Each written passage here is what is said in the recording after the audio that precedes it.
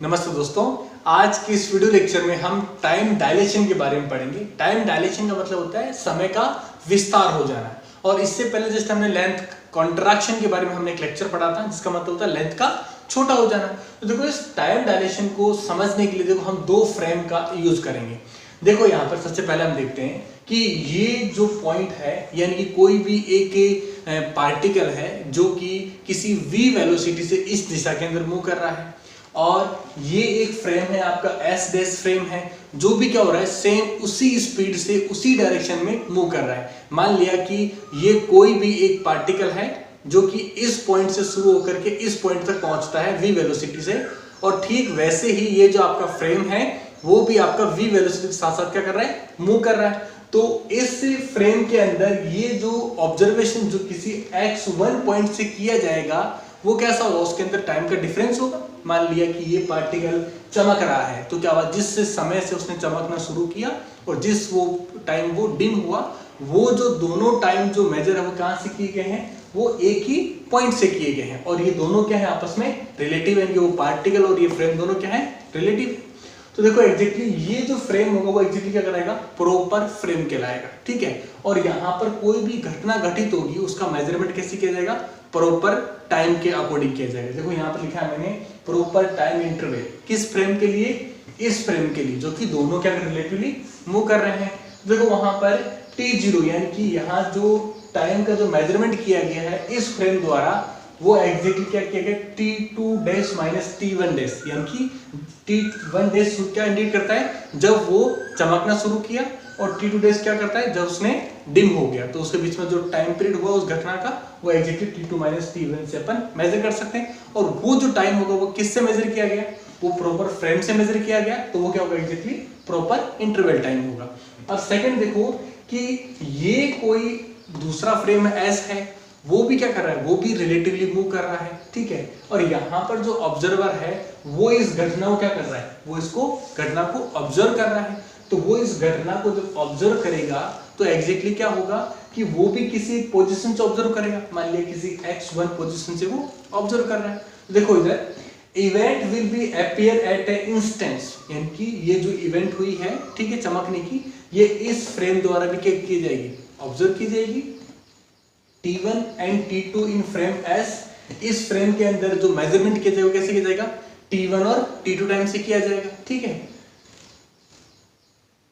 t2 in frame s moving in the x direction with the velocity minus v relative to the frame s dash। और exactly ये जो s frame ये क्या कर रहा है, रिलेटिवली मूव कर रहा है इस फ्रेम के, और किस वेलोसिटी मूव कर रहा है, वो v वेलोसिटी मूव कर रहा है। पर एग्जैक्टली से अपीयर क्या होगा कि वो उससे दूर जा रहा है, तो वो माइनस v वेलोसिटी से वो उसको नजर आएगा।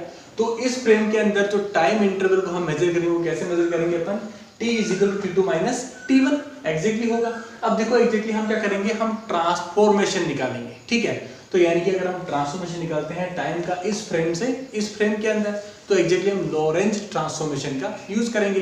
देखो एग्जैक्टली ये आपका लॉरेंज ट्रांसफॉर्मेशन है टाइम के लिए, और यहाँ पे जो डेल्टा है आपका, सॉरी आपका जो गामा है, वो एग्जैक्टली इस प्रकार रिप्रेजेंट किया जाता है। तो इसी फॉर्मूले के बेसिस पर मैं एग्जैक्टली इस फ्रेम के जो कैंडिडेट जो मतलब ये टाइम के जो है जो ऑब्जर्व किए गए कोऑर्डिनेट्स हैं वो किस प्रकार लिखूंगा। देखो यहाँ से देखो इधर कि ये लिखूंगा आपका t2 इजिकल टू गामा आपका t1 डैश प्लस आपका v x डैश और आपका c स्क्वायर। ये एग्जैक्टली हो गया ना, ये t2 इस फ्रेम का है, तो ये t1 इस फ्रेम का, ये एग्जैक्टली कोऑर्डिनेट हो गया।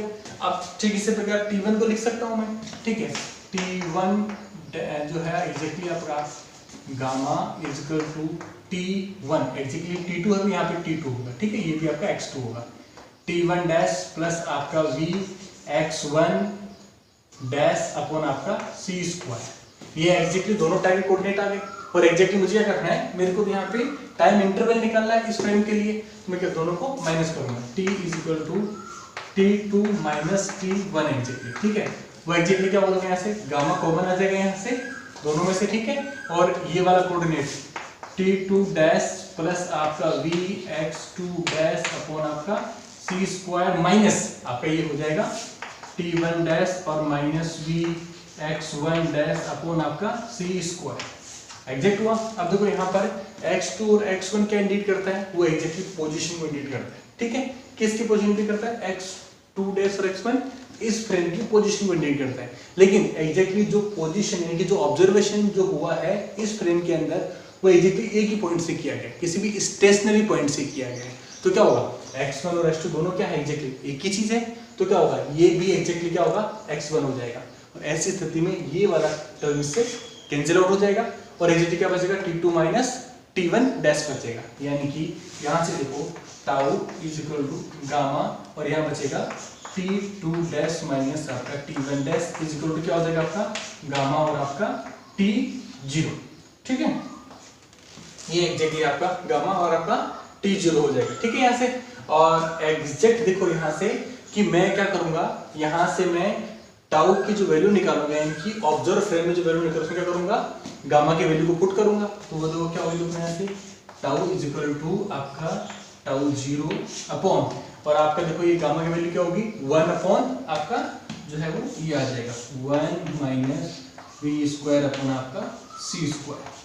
ये एग्जैक्टली जो फॉर्मूला बनेगा वो किसका बनेगा, आपका वो टाइम डायलेशन का फॉर्मूला बनेगा। वो कैसे बनेगा, देखो कि आपका जो एपिरेंट टाइम जो है आपका वो क्या हो रहा है, ओरिजिनल टाइम से ज्यादा आएगा। अगर आप इसको अगर वैल्यू पुट करके आप अगर देखोगे इसमें अगर, ठीक है, तो आप एग्जैक्टली क्या होगा, जो एपिरेंट टाइम होगा वो क्या होगा, आपको ज्यादा नजर आएगा। इसका सिंपली अगर मैं एग्जांपल लूं अगर कि अगर कोई व्यक्ति किसी भी इवेंट को चलते हुए देखता है तो उसे वो इवेंट ज्यादा समय तक नजर आएगी। ये एग्जैक्टली टाइम डायलेशन का एग्जांपल होता है। अब देखो एग्जैक्टली इस टाइम डायलेशन को थ्योरेटिकली प्रूव करने के बाद इस टाइम डायलेशन का कोई एक्सपेरिमेंटल प्रूफ हमारे पास है या नहीं है, हम इसको चेक करते हैं। हमारे पास एक एक्सपेरिमेंटली प्रूफ है, वो एग्जैक्टली क्या है, a direct evidence of time dilation is provided by a decay of a pi plus meson। यानी कि pi plus meson जो है जिसे पाइओन्स भी कहते हैं, यानी कि पाइओन्स का जो डीके है ना, ठीक है, इनकी रेडियोएक्टिव डीके जो होता है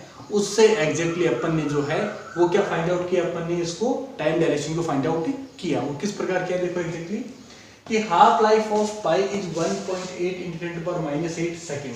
यानी कि एग्जैक्टली हाफ लाइफ जो होता है वो एग्जैक्टली क्या होता है, वो 1.8 × 10⁻⁸ सेकंड होता है। और इसका मतलब क्या होगा कि इट मीन, इसका मतलब ये होगा कि after 1.8 × 10⁻⁸ second half pions decay. Clear हुआ ना कि अगर इसका हाफ लाइफ टाइम इतना है, इसका मतलब क्या हुआ कि अगर 100 पार्टिकल आए तो हाफ लाइफ का मतलब क्या हुआ कि कुछ इतने टाइम के बाद क्या बचेंगे, केवल 50 ही बचेंगे, ठीक है। तो एग्जैक्टली ये क्या इतने टाइम में क्या होना चाहिए, एग्जैक्टली ये हाफ डीके हो जाना चाहिए, ठीक है। कि अब देखो इसको अपन प्रैक्टिकल लेते हैं कि if pi move with a velocity this, यानी कि अगर पाइओन्स अगर मोमेंट कर रहे हैं अगर, ठीक है, तो उनकी वेलोसिटी कितनी है 0.99 c, यानी कि लाइट के बहुत नियर, एग्जैक्ट लाइट के इक्वल नहीं है, बहुत ही नियर टू लाइट है। देन अब हम फाइंड करते हैं कि इतनी वेलोसिटी से अगर वो मूव कर रहा है और हमें यहाँ पर टाइम पता है, तो डिस्टेंस का फॉर्मूला क्या होता है, वेलोसिटी गुना टाइम। तो एग्जैक्टली यहाँ पे हमने वेलोसिटी रखा 0.99 इंटू सी का मतलब क्या 3 × 10⁸ मीटर पर सेकेंड।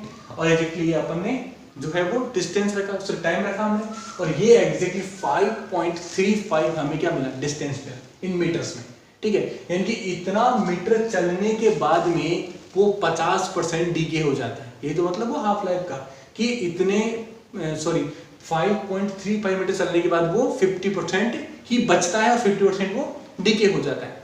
अब ये तो एक्चुअली थ्योरेटिकल प्रूफ हुआ, ठीक है। हम इसको अब लैबोरेटरी में देखते हैं एक्चुअली क्या होता है कि but in lab measurement, lab में हम जो मेजरमेंट करते हैं, show that 40% pi decay after travelling a distance of 30 metre.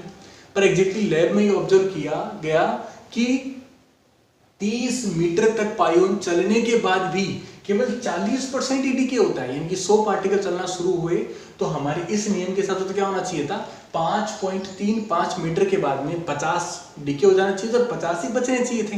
लेकिन यहाँ क्या शो कर रहा है कि वो 5 मीटर से कहीं ज्यादा, वो 30 मीटर तक जाने के बाद भी क्या हो रहे हैं 40% डीके हो रहे हैं, यानी कि 60 अभी भी हैं, 40 ही डीके हुए हैं। ये दोनों रिजल्ट कॉन्ट्राडिक्शन कर रहे थे, ठीक है। तो एग्जैक्टली इस रिजल्ट को है वो हमारे स्पेसिफिक थ्योरी ऑफ रिलेटिविटी में टाइम डायलेशन की फॉर्मूले से उसको रिजोल्व करना चाहा। वो कैसे रिजोल्व किया, देखो कि ये हमारा टाइम डायलेशन का फॉर्मूला था। इस फॉर्मूले में जो वेलोसिटी v जो थी वो क्या रखी हमने 0.99 का स्क्वायर और c स्क्वायर के v स्क्वायर है ना आपका, इस फॉर्मूले को अगर सॉल्व किया तो हमें क्या मिला कि जो इसका t0 जो इसका प्रॉपर टाइम है, जो इसको एग्जैक्टली टाइम लगना चाहिए था हाफ लाइफ टाइम, उससे 7 गुना टाइम लगेगा टाइम डायलेशन के फॉर्मूले से। ठीक है, कि अगर वो इस वेलोसिटी से 0.99 की वेलोसिटी से मूव करता है तो इसका जो समय का क्या होगा, इसका समय का विस्तार हो जाएगा। ठीक है, यानी कि जो पार्टिकल जिसका हाफ लाइफ टाइम कितना था 1.5 इंटू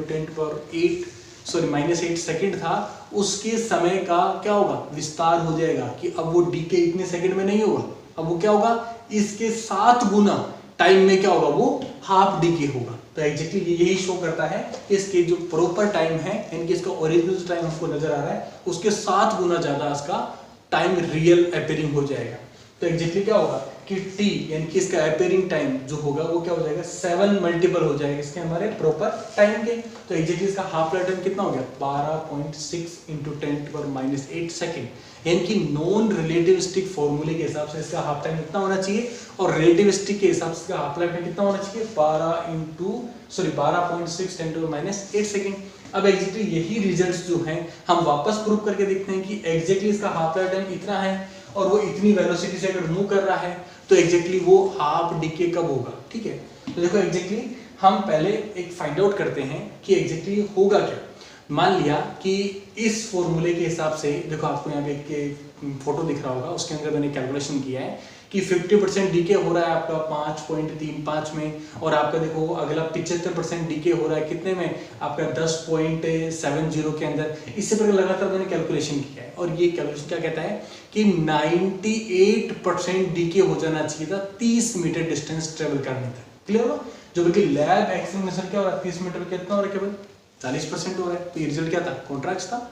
तो हमने क्या किया, इस वैल्यू को यहाँ पर पुट किया। ठीक है, हाफ लाइफ टाइम बढ़ गया, उसको पुट किया और एग्जैक्टली रिजल्ट कितना आया 37.42 मीटर। यानी कि इस नए फॉर्मूले के रिजल्ट के हिसाब से आता है कि 37.42 मीटर चलने के बाद ही क्या होंगे, वो हाफ डीके होंगे, यानी कि आधे बचेंगे और आधे डीके हो जाएंगे। तो इसका मतलब, इसका इंडिकेशन क्या होता है कि ये रिजल्ट काफी आइडेंटिकल है, यानी कि 30 मीटर पे यहाँ कितने हो रहे हैं, 40% हो रहे हैं, और हमारे 50 का हो रहे हैं 37.42 पर। रिजल्ट क्या एग्जैक्टली बहुत ही नियर है। तो एग्जैक्टली आज के इस लेक्चर में हमने टाइम डायलेशन का डेरिवेशन पढ़ा और एक एक्सपेरिमेंटल प्रूफ देखा। Thank you.